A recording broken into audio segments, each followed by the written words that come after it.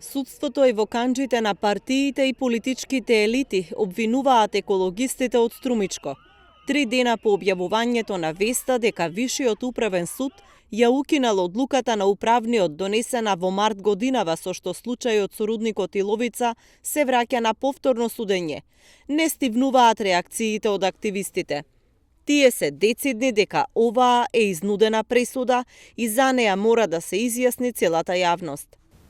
За добрите познавачи на ситуацијата во Македонија, јас би рекол дека и не е многу за неочекување ваквата пресуда, имајќи во обзир целокупната милија во кој што живееме, кој што секој ден на вестине сосипуваат со информации за тоа колку општеството ни е корумпирано, колку судството ни е корумпирано, така да тоа е сосема за мене очекувана одлука на судот и во однос на веќе настаните што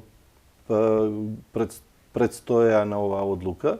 Ова е само потврда на тоа во какво општество живееме, без никаква аргументација, без никаква контрааргумент на најдобро аргументираната пресуда на управниот суд. Велам, најдобро аргументираната. Јас лично и ние сите ја пофаливме таа одлука на управниот суд, што ни влеја една надеж и нас како обични граѓани дека сепак нештата ќе тргнат на подобро, дека сепак судството не е целосно корумпирано, дека сепак има честни суди кои што судат според аргументите, совеста и законот.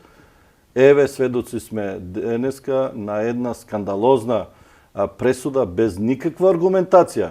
Ристоманов вели дека граѓаните се подготвени со жив штит да ја бранат котлината и да спречат отворање на рудникот. Според него ова не се закани, туку ригидни ставови на голем број локални жители. Од една страна, ние сме многу револтирани за ваквата одлука на судот, но сепак разумно размислувајќи, ние сме на некој начин и можеби сега и малку и по-оптимисти. Зошто? Затоа што ако порано, за време на референдумите, за време на кампањите што се водеа за политичките избори, можеа поединци од некои си партии да го своето членство држат во заблуда, ветувајќи им дека овој рудник ќе биде позитивен, дека овој рудник ќе донесе вработување, развој, не знам што, излезе од кризата и не знам што. Луѓето, не знаејќи кому да веруваат, можеби некои им поверуваат тогаш и се беа на страната да има рудник. Но денес, ако гледаме што се случува, јас не верувам дека можеби 90% од луѓето кои што порано биле можеби манипулирани или немале доволно информации. Денес, кога ние ги изложиме сите аргументи, кога јавноста толку добро запознаена за катастрофалните последици по однос на граѓаните, на жителите на целиот регион и пошироко, јас не верувам дека некој ќе може сега да ги убедува тие граѓани да не се бунат за тоа што се работи за живот и смрт.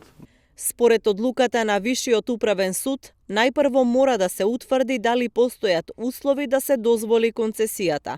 Ова го наведува образложението на Вишиот управен во состав Супхи Јакупи, председател на Советот, и членовите Дијана Димитрова и Емрија Зубери Амити. Ова е трето враќање на предметот на повторно судење.